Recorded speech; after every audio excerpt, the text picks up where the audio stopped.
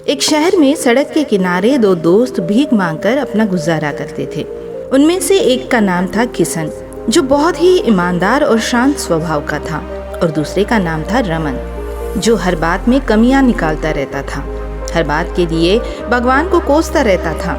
दोनों के स्वभाव अलग होने के बावजूद वो अच्छे दोस्त थे। किशन को भीख मांगना पसंद नहीं था, पर अनाथ होने के कारण और बचपन से ही यही काम करने के कारण वो यही करता था। पर उसे मेहनत करके गुजारा करना पसंद था। हालांकि वो अपने जीवन से बहुत खुश नहीं था।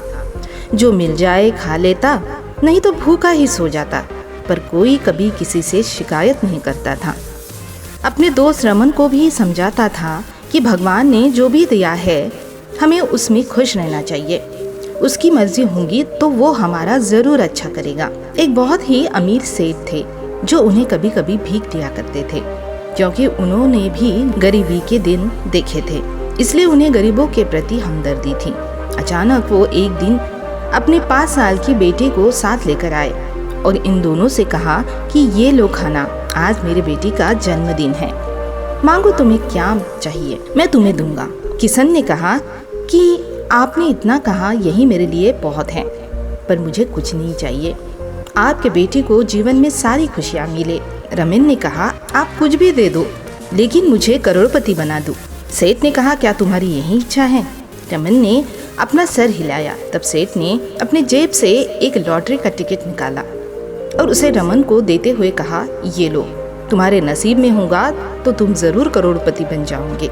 रमन ने उस वक्त तो वो टिकट ले लिया, पर उनके जाने के बाद अपने दोस्त से कहा देखा, मैंने कहा था ना, ऐसे ही होते हैं ये लोग। कुछ भी मांग लो बोल रहा था और एक कागज का टुकड़ा थमाकर चला गया। किशन ने कहा ऐसा नहीं है दोस्त, तुम्हें अपने भाग्य पर विश्वास रखना चाहिए।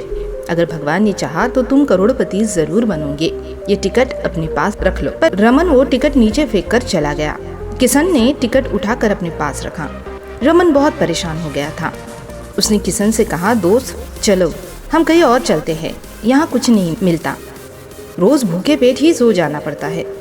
उस पर किशन ने कहा नहीं दोस्त, हम कहाँ जाएंगे, यहीं पर हम बड़े हुए हैं, हमें यहीं रहना चाहिए, देखेंगे आगे कुछ करने की सोचेंगे, पर यहीं पर रहेंगे। रमन उसकी बात नहीं मानता, वहाँ से चला जाता है। कुछ दिनों बाद लॉटरी खुलने का दिन आता है। किशन न्यूज़पेपर लेके आता है, तब वो भी देखते रह जाता है। किशन जल्दी जल्दी लॉटरी के टिकट का नंबर देखता है और अपनी आंखों पर उसको विश्वास नहीं होता। उसे 5 करोड़ की लॉटरी लग गई थी, पर वो दुखी होता है क्योंकि ये पैसे उसके नहीं उसके दोस्त के थे। वो रमन को बहुत ढूंढता है, पर रमन उसे कहीं पर भी नहीं मिलता। तब वो ये पैसे खुद रख लेता है और सोचता है कि जब उसका दोस्त मिल जाएगा तब उसे लौटा दूंगा। ऐसा सोचकर वो उस जगह जहाँ पर वो दोनों भीख मांगने के लिए बैठा करते थे, उसके पास एक बड़ा सा शॉपिंग मॉल शुरू कर देता है और उसका नाम रखता है रमन किशन मॉल। एक दिन रमन बहुत ही दुखी और परेशान होकर वहाँ लौट कर आता है। उसे किशन वहाँ नहीं मिलता। उसे पता था कि उसका दोस्त कहीं आसपास ही होगा। पास ही में उसे नया शॉपिंग मॉल दिखता है जिसका नाम रमन किशन मॉल होता है। तब रमन उसके अंदर जाने लगता है, पर गार्ड उसके कपड़ों के कारण अंदर जाने नहीं देते हैं। तभी वहाँ एक बड़ी सी गाड़ी आती है। गार्ड कहते हैं चलो भागो यहाँ से, मालिक की गाड़ी आई है। रमन गाड़ी के पास जाता है। तब किशन उसे पहचान लेता है और बहुत ही खुश हो जाता है। दोस्त तुम कहाँ थे, मैंने तुम्हें बहुत ढूंढा पर तुम मुझे कहीं नहीं मिले। तब रमन बताता है कि वो वहाँ से दूर एक साइट पर काम करता था, पर वहाँ समय पर काम के पैसे भी नहीं देते थे, इसलिए वो यहाँ वापस आ गया। किशन उससे कहता है कि चिंता मत करो दोस्त, तुम करोड़पति बन गए हो, तुम्हें लॉटरी लग गई थी पर तुम कहीं पर भी नहीं मिले, इसलिए मैंने उस पैसों से एक मॉल, बंगला और गाड़ी ले ली है, पर ये सब तुम्हारा है, तुम रख लो।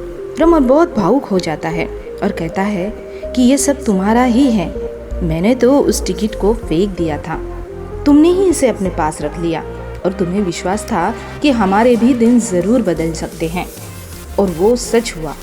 अब दोनों मिलकर काम करेंगे और हमेशा साथ रहेंगे।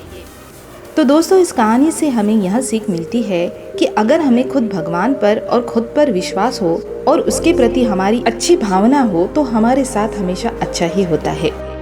न्यू दिशा मोटिवेशनल चैनल के और वीडियोस देखने के लिए लाइक करें, शेयर करें, सब्सक्राइब करें और बेल आइकन बटन को दबाएं। देखने के लिए धन्यवाद।